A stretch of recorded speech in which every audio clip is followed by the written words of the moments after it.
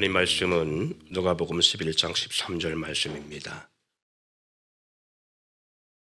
누가복음 11장 13절 말씀. 너희가 악할지라도 좋은 것을 자식에게 줄 알거든 하물며 너희 하늘의 아버지께서 구하는 자에게 성령을 주시지 않겠느냐 하시니라. 아멘. 오늘 본문의 말씀을 통해서 기도할 때에 성령을 주시는 이유라는 주제로 함께 말씀을 나누려고 합니다.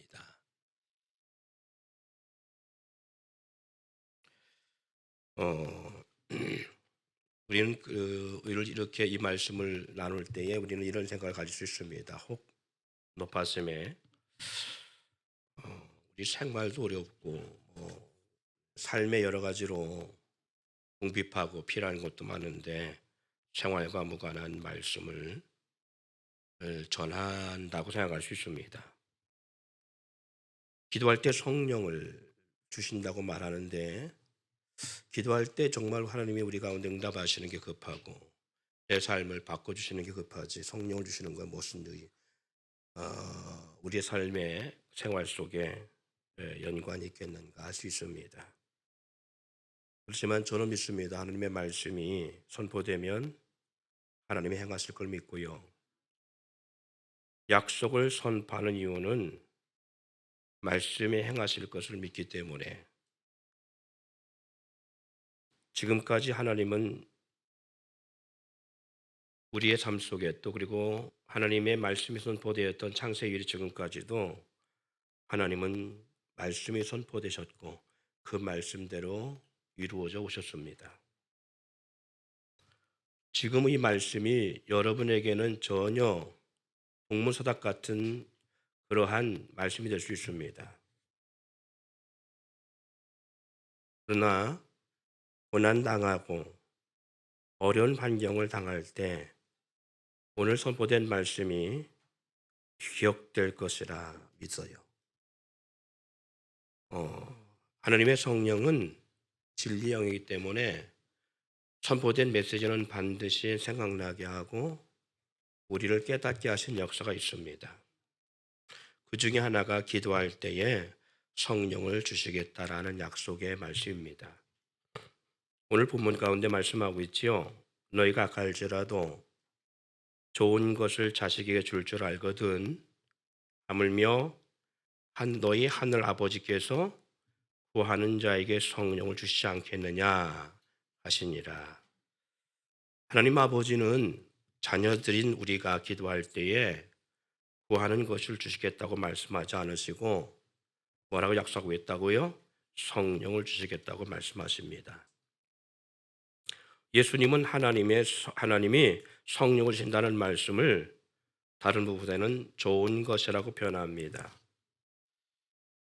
돈이 필요해서 구하고 물질을 구하고 억울한 일로 구하고 고통스러운 일로 간절히 필요함을 구하는데 우리가 필요한 물질을 주시거나 억울한 문제를 해결해 주시거나 고통스러운 일을 풀어주시거나 그런 것을 우리 가운데 주시겠다고 약속한 것이 아니라 성령을 주시겠다고 하나님이 약속하고 있다는 겁니다.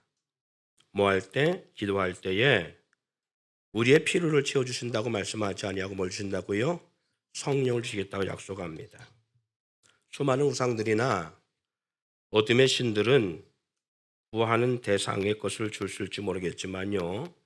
물론 하나님도 구하는 것을 응답하십니다마는 그러나 하나님의 주목적은 세상 신들 같지 아니하고 하나님은 구하는 대상을 주시는 것이 아니라 성령, 즉 하나님의 영인 성령을 우리에게 주시겠다고 약속합니다. 그럼 왜 우리가 기도할 때에 하나님은 성령을 주신다고 하시느냐? 첫 번째 이유는 영원히 우리와 함께 하시며 끝날까지 동행하시길 원하시는 가운데 우리 가운데 기도하는 자에게 성령을 주시는 이유는 우리에게 들어와 거하시길 원하시기 때문에 그래요. 우리 안에 함께 하길 원하신다는 겁니다. 요한계시록 3장 20절 말씀 읽습니다. 시작.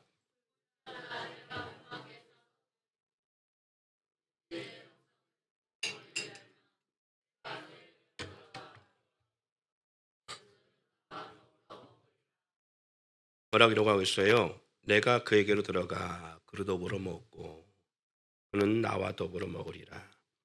하나님의 영이신 성령은 우리의 몸을 뭘 삼으셔서 성전 삼으셔서 성령의 거하실 처소로 함께 하시길 원하십니다. 그래서 기도할 때에 성령을 주시는 첫 번째 이유가 뭐냐? 우리와 함께 하길 원하시기 때문에.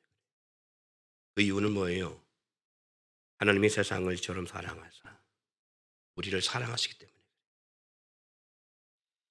마치 사랑하는 사람이 생기면요, 사랑하는 사람과 함께 하기를 원하죠. 늘 같이 있어도 고픕니다. 그래서 사랑하는 사람이 생기면 사귀다가 야, 우리 도저히 떨어지는 거 밤마다 저녁마다 떨어지는 게 싫어. 우리 결혼하자, 같이 살자. 그런 거 아닐까요? 결혼하면 함께 살기를 원하는 것처럼 하나님 우리를 사랑하시는데 얼마큼 사랑하시느냐? 이 더럽고 추한 우리의 몸을 위해서 당신의 아들을 십자가에 내던져 주시고 우리의 모든 죄와 허물을 다 담당하시고 흠 많은 내 인생 속에 예수의 피로 정결케 하시고 그리고 나서 우리 가운데 함께하기를 원하죠. 그래서 기도하는 자에게 성령을 주시는 이유가 여기 있어요. 나와 함께하기 위해서. 두 번째는 모든 권세로 우리와 함께 영원토록 동행하시길 원하기 때문에 그렇습니다. 그냥 동행하는 수준이 아니라 모든 권세를 가지고 동행하기를 원하죠. 생각해 보세요. 옛날 많은 동화들 또 그리고 요즘도 많은 동화들이 많이 나옵니다만은 옛날 동화들 속에 보면 뭐 백설공주도 그렇지만 또 그리고 신데렐라도 그렇고요. 불쌍한 여인이 누굴 만나요? 그렇지요. 말을 탄 기사와 같은 왕자를 만납니다. 근데 그 말을 탄 기사가 다 동일하게 왕자예요. 거기에 상대 여인들은 다 뭐예요? 그렇지요. 하녀 같은. 그리고 불쌍한 여인들의 모습이 나오잖아요. 그래서 여자는 누굴 만나면 남자를 잘 만나면 성공한 거예요. 예. 왜 그런 소설들 그런 동화가 나오냐? 이유가 있겠죠.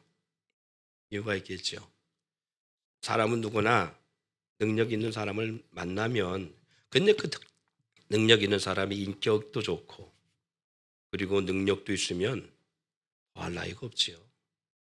내가 평생을 수고하고 애쓰고 몸부림치며 그렇게 살아가도 채울 수 없는 것들을 단번에 채워줄 수 있는 역사가 있잖아요. 내가 평생을 몸부림치며 신분의 변화가 일어날 수 없는 것을 단번에 변화의 삶의 역사가 나타나잖아요. 우리와 함께하기를 원하시는 주님이 우리가 기도할 때에 함께하는데 어떤 모습으로 함께하느냐? 모든 권능으로 함께하십니다. 마태복음 28장 18절 20절 말씀을 읽습니다. 자, 시작.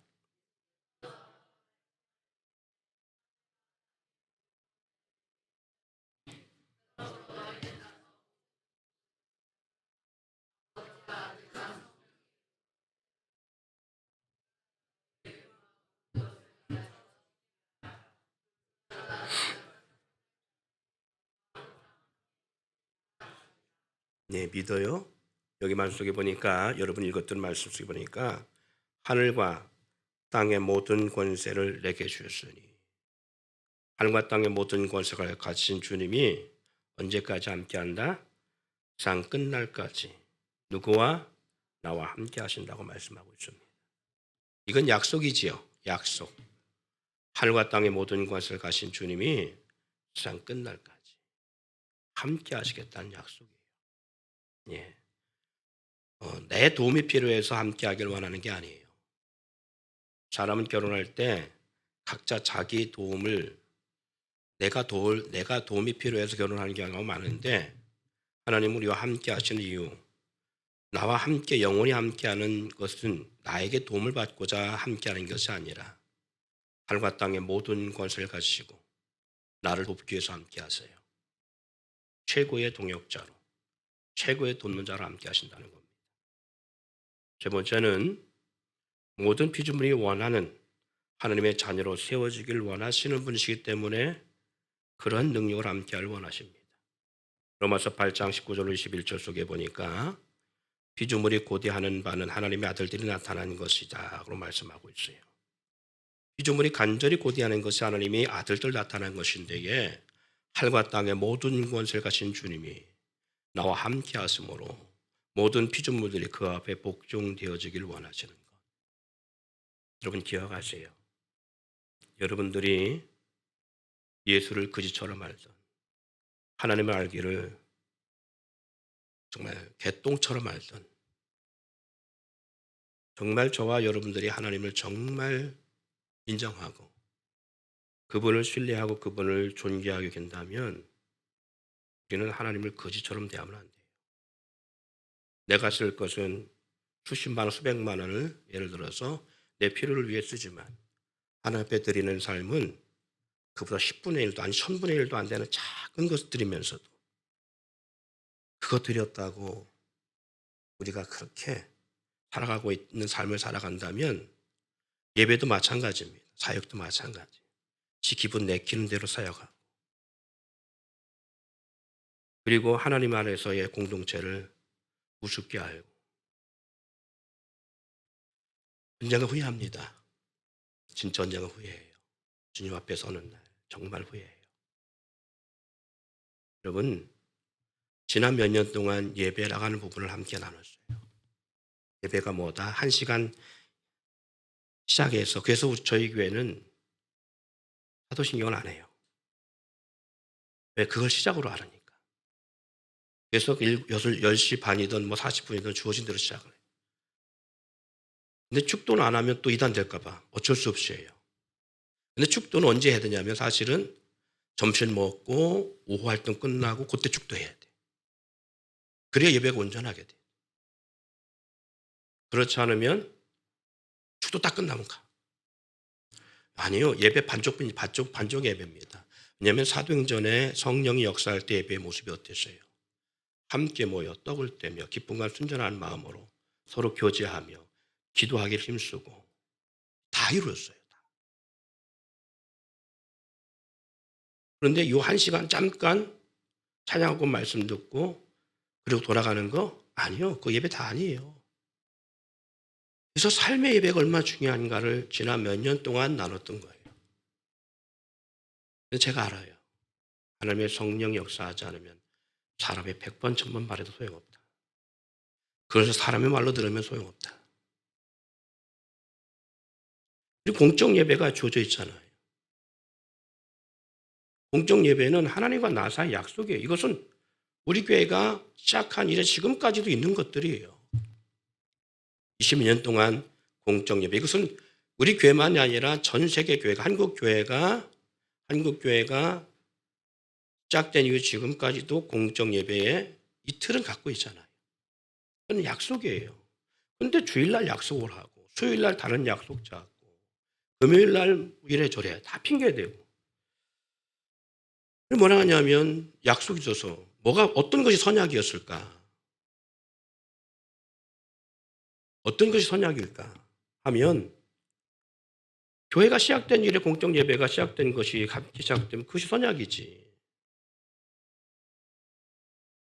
물론 우리 교회는 제가 잘못 교육해서 그럴 수 있어요.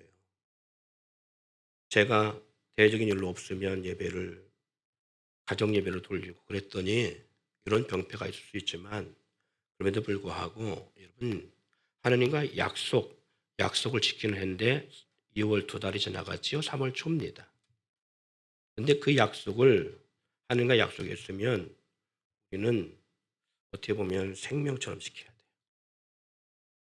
그래야 하나님을 귀하게 여기는 삶이라고 생각합니다. 예. 그런데 내 계획과 내 시간들을 위해서 물론 어쩌다 한 번은 옆에 있는 분에게 좀 제발 권고합시다. 밥 먹듯 빼먹지 맙시다. 제발 못 나가는데 밥 먹도 빼먹지 마요.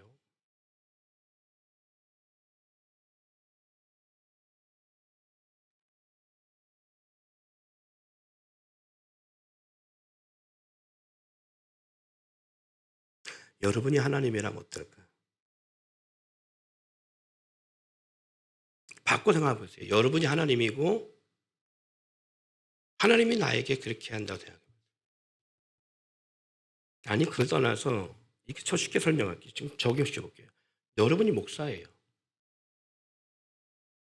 목사 입장에서 생각해 보세요.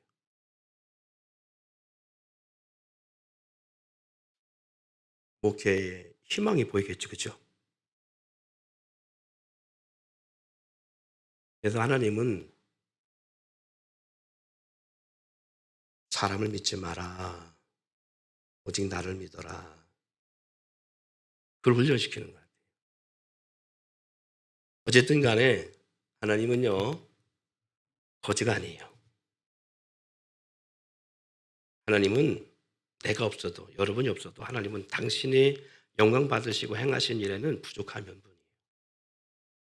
근데 우리를 사랑하셔서 기도할 때 성령을 주시는 이유가 나와 함께하게. 그리고 그냥 함께하는 것이 아니라 나를 도우려고, 내 삶을 변화시키려고, 내 삶에 능력을 주시려고, 나에게 부족함이 없게 하시려고, 그리고 영원토록 나로 하여금 사단의 역사 앞에 우리가 패해지지 아니하고 이기게 하시려고. 그래서 모든 피조물들이 가장 원하는 그 간절한 역사 속에 우리를 그 자녀의 권세로 세우시고 우리 하여금 누리는 삶을 살게 하시려고. 그래서 성령을 주시는 이유. 두 번째는 육신의 생각과 뜻이 아닌 하나님의 뜻으로 살아갈 수 있도록 하기 위해서 성령을 주시는 이유예요. 골로새서 3장 5절 10절 말씀. 자, 읽습니다. 시작.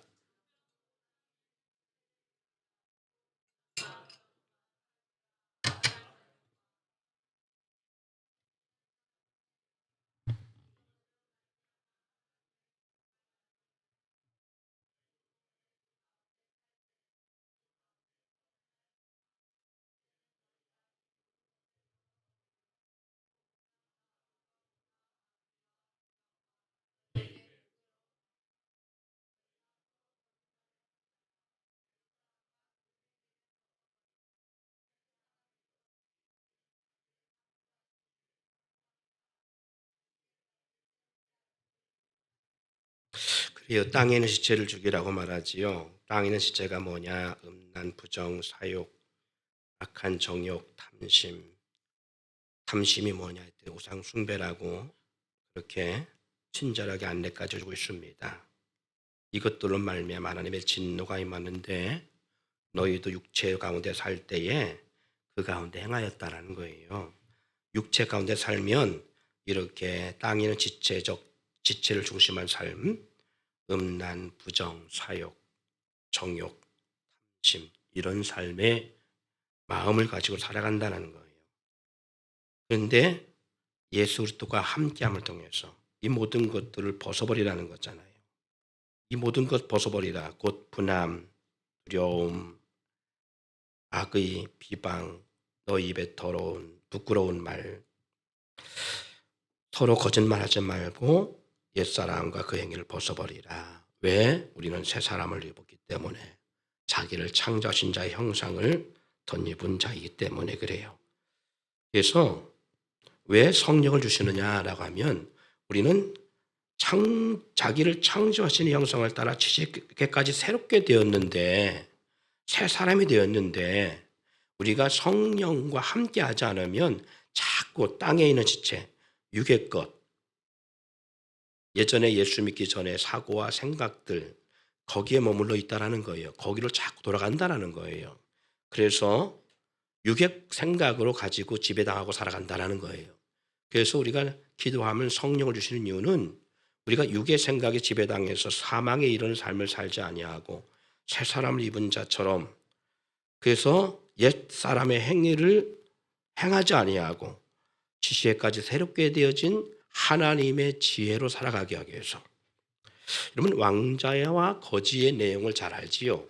왕자와 거지의 내용을 보면 두 사람이 동일하게 쌍둥이에요. 똑같이 생겼잖아요. 근데 왕궁에 살던 왕자가 거지가 되고 거지가 왕자가 돼서 왕궁에 들어오잖아요. 근데 그런 왕자 거지에 나오는 그 거지가 왕자가 됐으면 옛 삶을 벗어버려야 돼요. 예. 추한 자의 모습처럼 그리고 거지 같은 삶을 벗어버리고 왕자 같은 권위 있는 삶을 살아야 되는 거예요. 근데 그 거지는 왕궁에 들어와서도 여전히 거지처럼 행동을 해요. 그 사고를 버리지 못하니까 그 행동이 그렇게 나타나요. 그것처럼 거지의 성품과 생각과 행동을 하면 안 되는데 우리는 그 습관이 있기 때문에 그 습관을 벗어버리지 못해요. 그래서 성령이 내 안에 오셔서 나를 통해 뭘 하시느냐? 하나님의 말씀을 생각나게 깨닫게 하셔서 나로 하여금 거지 같은 하나님을 믿기 전에 땅에 있는 지체의 삶을 살던 옛사람의 모습에서 거룩한 새 사람의 모습을 던집은 자의 모습으로 살아갈 수 있도록 우리를 컨트롤하신다는 거예요. 그래서 성령이 역사하면 하는데 오순절 마가다락방에 맺던 성령이 손으로 임했어요. 발에 임했어요. 가슴으로 임했어요. 가슴에 임했어요. 어디에 임했어요? 머리에 임했지요. 머리에 왜 머리에 임할까? 앉아 있는 듯거나 서 있거나 머리가 하늘과 가장 가까이 져서 아니요. 그래서 그런 것이 아니라 머리에 맺다는 것은 우리가 행동하기 전에 생각을 하고 그 생각을 하는 기관이 어디에 있어요? 머리에 있어요. 그 생각을 하는 기관이 머리에 있는데 이 머리에 생각하는 기관이 성령에 의해서 지배당해야 되는 거예요. 생각해 보세요. 예수님을 팔았던 가룟 유다가 사단이 이 가룟 유다가 예수님을 파는 이 과정 속에 예수님이 이렇게 표현합니다. 사단이 가룟 유다에게 예수님을 팔 생각을 넣음으로 뭘 넣었어요? 팔 생각을 넣었다라는 거예요. 그러면 우리가 생각을 어디서 한다고요? 머리에. 그러면 지금 사탄도 예수님을 팔아야 되겠다라는 가룟 유다의 마음, 그 생각을 어디에 지배하고 있다? 어디에 지배해 넣었다는 거예요? 그렇죠, 머리에. 그러니까 사단도 머리를 지배해요. 하나님도 머리를 지배하세요. 그러니까 중요한 것은 성령이 역사하면 우리가 성령으로 인해서 우리의 머리가 지배당해서 하나님의 뜻을 따라 살게 돼 있어요.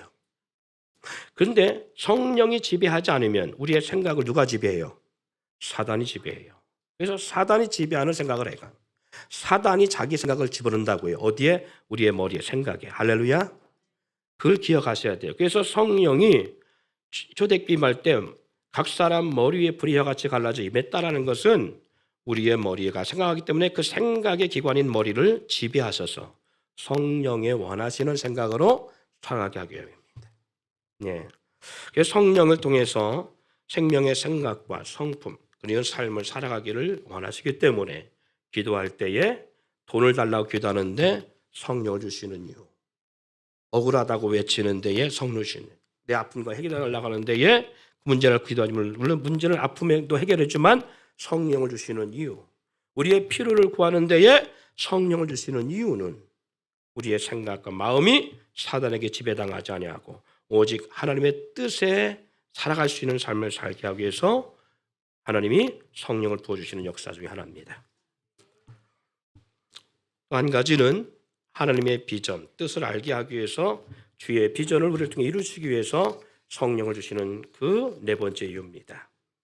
요한복음 16장 13절 말씀. 자, 요한복음 16장 13절 말씀을 한번 읽어볼까요? 자, 시작.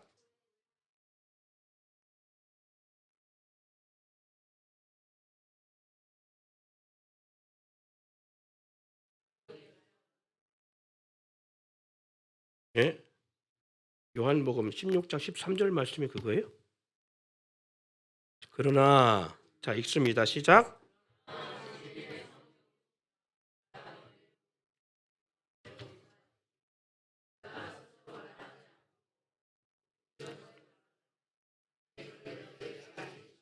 할렐루야. 오직 장래일을 너에게 알리시리라 그랬지요? 들은 것을 말하며 장래일을 너에게 알게 하신다. 성령이 역사하면요. 요한복음 14장에 안 읽었더니 그것을 올려주셔가지고 있습니다마는 하나님의 뜻이라는 게 뭐예요? 보혜사 성령 곧 아버지께서 내 이름으로 해서 성령 그러니까 너에게 모든 걸 가르치시고 너에게 말하는 것을 생각나게 하실 뿐만 아니라 장래일을 너에게 알게 하신다라는 거예요. 장래일. 할렐루야. 예레미야 33장 2절 3절 말씀. 자, 이를 행하는 여호와 그것을 만들어 성취하는 여호와 그 이름을 여호와라 하는 이가 이와 같이 이르노라. 너는 내게 부르시라. 내가 내게 응답하겠고 내가 알지 못하는 크고 은밀한 일을 내게 보이리라. 장래일을 너에게 알게 하시기 성령을 주시기도 하지만 부르짖는 자에게 응답도 주실 뿐만 아니라 예레미야서는 뭐라고 말씀하고 있어요?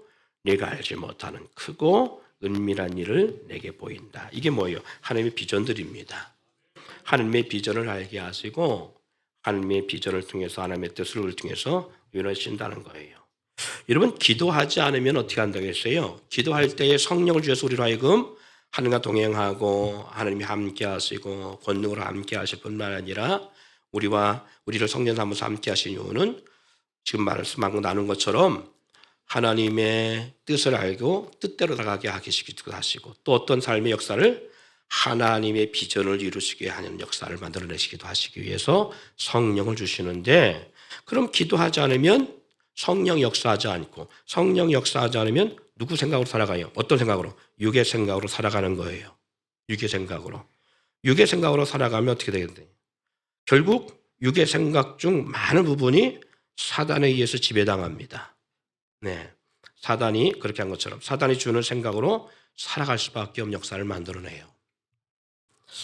예로 가룟 유다의 마음에 예수님을 팔 생각을 넣음에 예수님을 은 30에 파는 행동을 가룟 유다가 행한 것처럼 여러분 사단은 미련한 피조물이 아닙니다.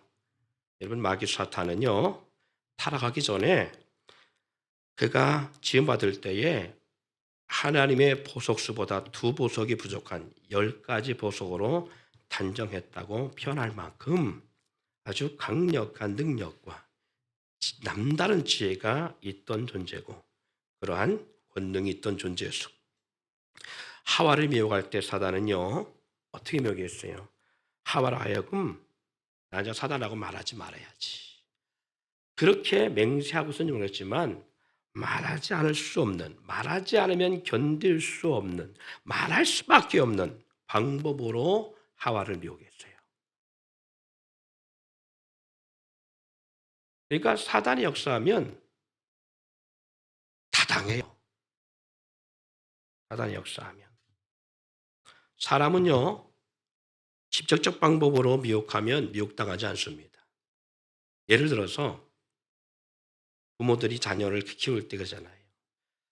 학교 갔다 올 때 어떤 아저씨가 너한테 과자 사준다고 가라고 따라오라고 하면 절대 따라가지 마. 알았지? 그렇게 얘기해. 아이가 그 얘기를 수십 번 들었어요. 근데 납치를 당하고 유괴를 당하잖아요. 왜 그래요?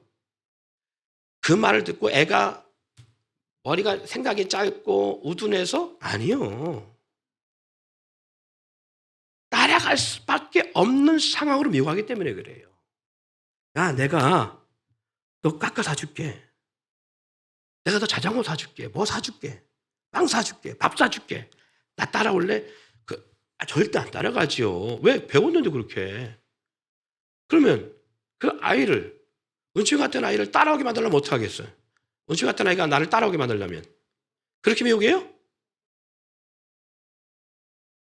그런 방법을 안 한다니까. 왜? 이미 그것은 익숙해져 있어요. 그럼 어떻게 하게 되겠어요? 다리를 절룩 뜬다든가 아니면 귀를 문다든가 내가 여기를 처음 와서 모르는데 어디로 가야 되니? 아저씨랑 천문 아저씨랑 얘기하지 말라겠는데 했는데 얘야 내가 처음 왔는데 어디가 어딘지 몰라서 그러는데 어디가 어디냐고 물어보면요 아이들은 착해요. 그래서 그 아저씨의 그 같은 유혹에 빠질 수밖에 없어요. 그러니까 사단은요, 우리 가운데 미혹할 때 본론의 문제를 치고 들어오면 절대 우리가 미혹 안 당한다니까. 사단은 우리보다 지혜가 수만 배 높습니다. 그러니까 사단이 우리 미혹할 때 마치 누구를, 아담을 치고 들어와 미혹하면 아담이 넘어가지 않을 걸 알아요. 그러니까 누구를 치고 들어와요? 하와를 치고 들어오는데, 하와를 어떻게? 야, 동산 중앙에 있는 선악을 알게 한 나무야, 하나님 먹지 말라는데 먹어봐. 이렇게 미혹했으면 안 넘어가지요. 모든 나무 열매 먹지 말라고 했어? 그러니까 여자는 또 가만히 못 있잖아. 입에 모든 기능이, 기운이 다 여기 와 있는데 입에 와 있잖아요. 그러니까 어떻게 미혹해요? 모든 나무의 실과를 먹지 말라 하더냐? 그러니까 입에 간지러운 거예요. 안 할 수 없는 거예요. 남자는 묵직하는데 여자들은 안 그러거든. 뭔가 가르쳐줘야 되거든. 그래갖고 잔소리라고 말하잖아요. 애들이 엄마의 말을 아이고 잔소리 또 한다 이렇게 말하잖아요. 그것처럼 말하지 않을 수 없는 상황을 만들어내요. 그러니까 말이 시작되어지면 미혹을 당하기 시작하는 거죠. 그러니까 그렇게 미혹하는 것처럼 자기 자신에게는 늘 궁금해했던 것, 의심의 여지를 가지고 있던 것들, 그런 것들을 터치하며 들어오는 것이 사단이에요. 마음의 불평이나 상처, 원망 등을 그런 것을 인정하듯이 우리 가운데 가려운 부분을 싹 긁어주는 것처럼 그런 부분들을 치고 들어와서 우리를 미혹해요. 자, 제가 가룟 유다 얘기를 했습니다만은 가룟 유다가 예수님을 팔게 된 원인이 어디 있을까? 여러분 어디 있다고 봐요? 가룟 유다가 예수님을 팔게 된 원인. 자, 요한복음 12장을 한번 찾아봐요. 요한복음 12장 3절 8절 말씀. 요한복음 12장 3절 8절 말씀. 자, 같이 읽습니다. 시작. 극히 비싼 향유 곧 순전한 나저 한 근을 가져다가 예수의 발에 붓고 자기 머리털로 그의 발을 닦으니 향유 냄새가 집에 가득하더라. 제자 중 하나로서 예수님을 잡아줄 가룟 유다가 말하되 이 향유를 어찌하여 300데나리온에 팔아 가난한 자들에게 주지 아니하였느냐 하니 이렇게 말함은 가난한 자들을 생각함이 아니요 그는 도둑이라 돈깨를 맞고 거기 넣은 것을 훔쳐가밀라. 예수께서 이르시되 그를 가만히 두어 나의 장래할 일을 위하여 그것을 간직하게 하라. 가난한 자들은 항상 너희와 함께 있거니와 나는 항상 있지 아니하리라. 그래요. 여러분이 가룟 유다라고 생각 한번 해보세요. 왜냐하면 내일이 아니면 관심이 없거든. 우리는 내일이 아니면 그것을 우습게 보거든요. 그런데 여러분이 가룟 유다라고 생각 한번 해보세요. 예수님과 지금 대화 가운데 여러분이 가룟 유다라고 해요. 유다가 한 말은 예수님의 유다의 한 말에 대해서 긍정적으로 받아들이지 않아요. 여러분 가룟 유다는 열심당원이라는 그런 설이 있습니다. 뿐만 아니라 그는 누구보다 계산이 빠른 사람이에요. 왜냐하면 나저 한 근이 지금 가룟 유다가 딱 얘기하잖아요. 이 향유를 어찌하여 얼마? 그렇지요. 가룟 유다 말입니다. 딱 300데나리온 하잖아요. 그럼 300데나리온이라고 말할 때 300데나리온 얼마냐 하면요. 300데나리온은 당시에 노동자 1년 품값이에요. 노동자. 그러면 오늘날로 계산해 보자고요. 오늘날로 계산해서 노동자의 1년 품값이면 예를 들어서 하루 인력 나가는 사람이 얼마 벌어요? 15만 원. 그렇죠. 그냥 거두절미하고 그냥 10만 원으로 딱 퉁칩시다. 퉁쳤을 때 1년 동안이면 365일이잖아요. 그 중에 52일이 주일이니까 쉬고, 뭐 좀 쉬었다가 하고, 또 아플 때 좀 쉬었다가 생겨서 약 300일만, 아니, 그것도 너무 많이 일한다. 힘드니까 한 200일로 따집시다. 10만 원씩 200일을 따지면 얼마예요? 2천만 원이죠. 그죠? 예. 그러면 그보다 조금 더 열심히 돈 번다. 300일을 했다 합시다. 얼마요? 그럼 우리 장로님 말씀대로 15만 원으로 생각해 보세요. 15만 원으로 200일이면 얼마예요? 3천만 원이죠. 예. 그러면 15만 원씩 300일을 일하면 얼마예요? 4,500? 계산 빠르네. 저는 이거 한참 계산했어요. 오늘 이 설교하려고. 그러니까 여러분이 지금 말한 것처럼 여직이 여기 3천만 원에서 4,500만 원 쌓이니까 기본 3천만 원으로 그냥 해봅시다. 그냥 노동자 1년 풍삽이니까 현대적으로 따지면 3천만 원이에요. 자, 그러면 지금 한 여인이 나드 한 근의 향유를 가지고 예수님 발에 붓고 자기 머리털로 예수님 발을 닦았어요. 근데 이 여인에게 갖고 있는 이 나드 향유 한 근이 3천에 4천만 원 이상 되는 어마어마한 금액이야. 오늘 우리에게 적은 금액이 아니잖아요. 그죠? 적은 금액이 아니에요. 예를 들어서 어떤 성도가 집 팔아, 땅 팔아, 뭐 팔아, 아니면 자식 결혼할 비용 하나씩 드렸어. 교회 드렸다고. 얼마를? 4천만 원 되는, 3천만 원 되는 돈을 드렸다고 한번 해보자고요. 적은 돈 아니잖아요. 우리 교회로서는 적은 돈은 아니야. 물론 뭐 한 달에 500만 원 11조 하는 그런 가정이 있을 때는 뭐 3천만 원도 그렇게 큰 돈은 아니겠지만 어쨌든 적은 돈은 아니에요. 드렸다고 생각해보자고요.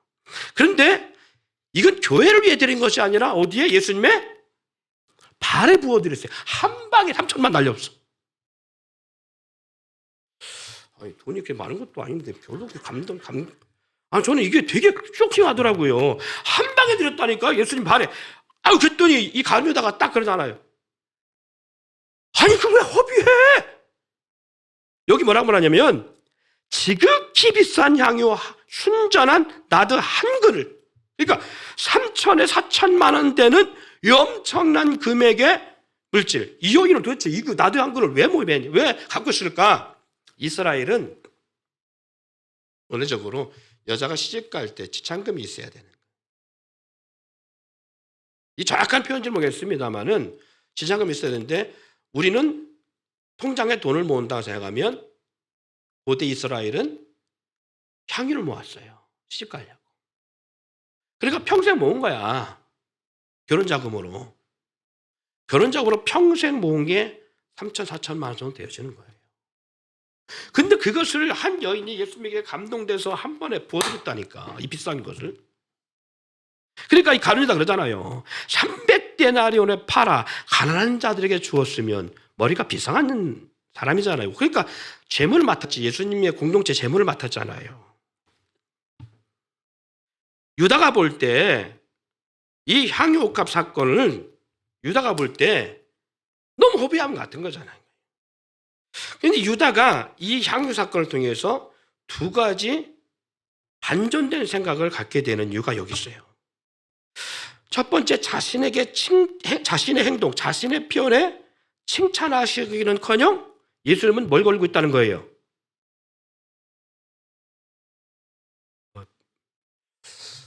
너무 어렵게 제가 질문하나요? 지금 예수님에게 붓고서 발을 닦고 있는 그 현장 앞에서 야, 그걸 왜 허비하냐? 그걸 팔아 가난한 자들에게 붓지 좀 하지. 라고 했을 때 예수님이 지금 이 가룟유다의 말에 예수님이 인정했어요. 인정하지 않았어요.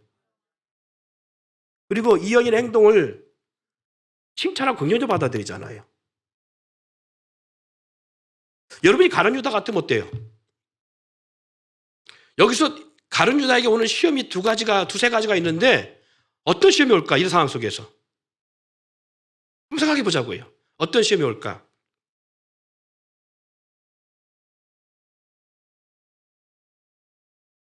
먼저는 자기의 언행에 불이익이 걸렸다는 거예요. 그리고 두 번째, 이 긍정적, 보세요. 교회가 신앙생활하면서 성도들이 시험에 오는 모습과 다르지 않습니다. 자, 이 교회와 함께 한번 같이 한번 생각해 보자요. 우리가 교회 안에서 크게 시험을 받을 때 어떤 시험이 와요? 자, 첫 번째는 이런 것들일 거예요. 내가 신앙생활 열심히 하고 헌금생활도 열심히 하고 봉사생활도 열심히 했는데 그 이유가 어디에 있느냐? 그 이유가 이런 데 있지 않을까요?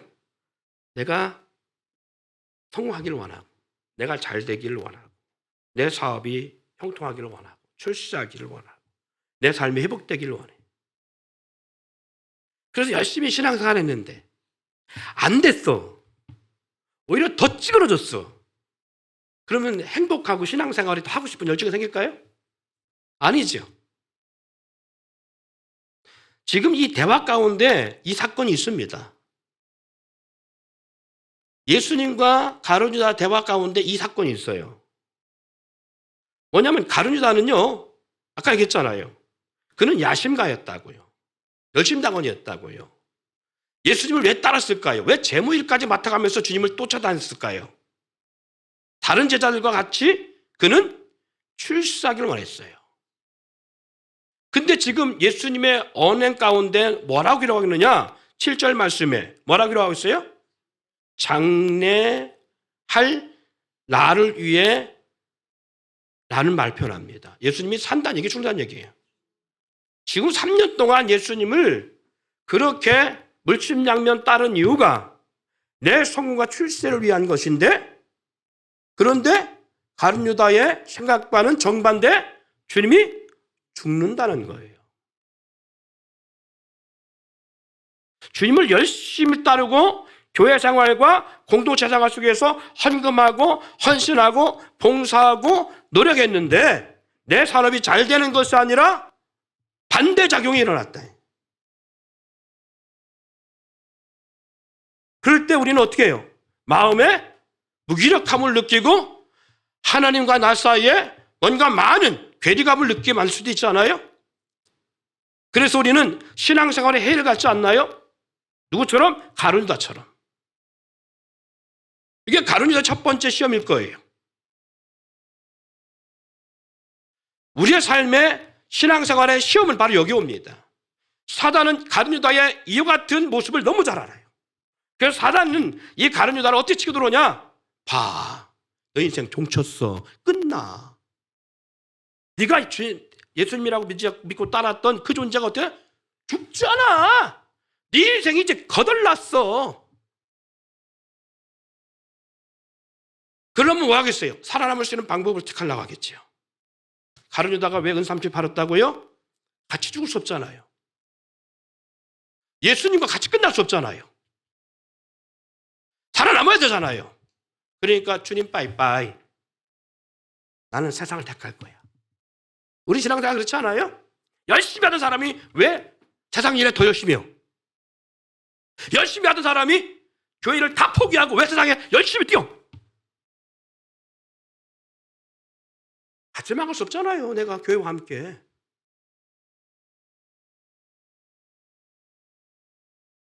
과연 망하는 걸까? 아니요. 근데 사단은 우리 머릿속에 그렇게 이해시킵니다. 야, 교회를 한다고 다 되냐? 야, 교회 일 안 하는 사람 더 잘 살잖아. 교회 열심히 해봐야 너 아무것도 없잖아. 남은 게 뭐가 있어? 이런 미혹받지 않나요? 근데 우리는 이걸 사단의 생각이라 생각하지 않습니다. 그걸 위로라 생각합니다. 나를 미혹하고 넘어뜨리고 선악을 따먹게 만드는 그 역사같이 사단이 나를 공격하는 것이라고 생각하지 않습니다. 사단이 내 생각에 그렇게 은 30에서를 팔 생각을 넣었다 생각하는 것으로 받아들이지 않습니다. 그래서 우리는 세상에 용있게 나가는 거예요. 죄를 용있게 포기하는 거예요. 또 한 가지는 자기의 정당성에 대한 행동, 칭찬받아 마땅할 행동이라 생각했던 자기의 행동에 예수님이 브레이크를 딱 건 겁니다. 그래서 오늘 시험이에요.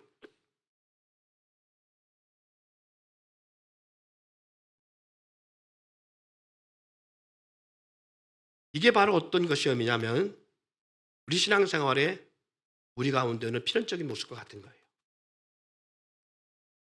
그 귀한 것, 3천만 원, 4천만 원이나 되는 이 엄청난 것을 정말 부지하고 가난한 자들에게 쓰면 좋겠는데 예수님의 발에 한 방에 부어서 허비했다라.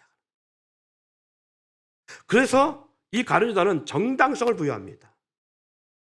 야, 너 왜 그랬어? 그 귀한 것을. 근데 주님은 이 여인의 편을 들은 거예요. 이 여인의 편을. 가만두어라.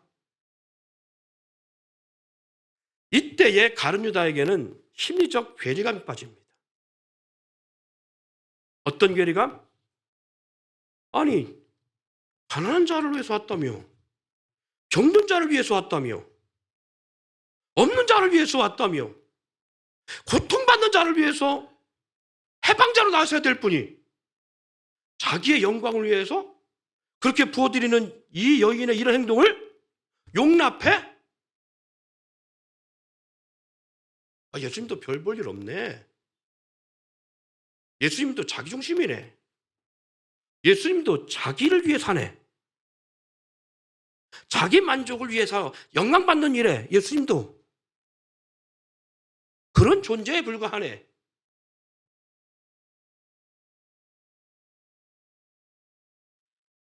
예수님에게 부어진 일이 허비된다고 느낄 때 사단은 가룟 유다에게 예수님을 팔 생각을 합니다.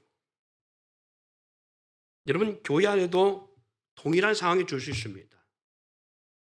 자, 예수님이 누구지요? 예수님은 하나님의 아들이고 하나님 본체십니다. 그런데 그들에게 보여지는 예수님의 모습은 절대 그렇게 보여지지 않았다는 거예요. 그렇게 보여줬다면 이런 행동에 가룟 유다가 반전의 생각을 갖지 않지요. 그런데 그렇게 보여지지 않고 있기 때문에 반전의 생각을 갖게 된다는 거예요.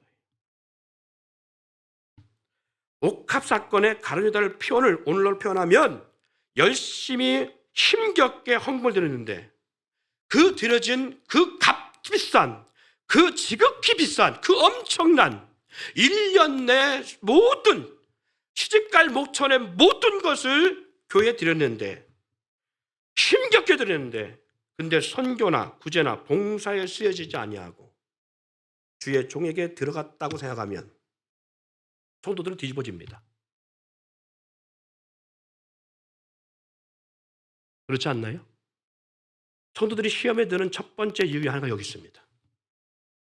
그게 구제나 봉사나 선교에 쓰여지지 아니하고 주의 종에게 들어갔다고 생각하면 성도들은 다 시험 듭니다. 다. 교회가 선교나 구제 봉사를 위해 쓰이지 않고 주의 종에게 대부분 쓰여진다고 얘기할 때 마치 가룟 유다처럼 그로 인해 불평이나 불만이 싹이 튀어오릅니다. 그런데 주님은 가룟 유다에게 뭐라고 말합니까?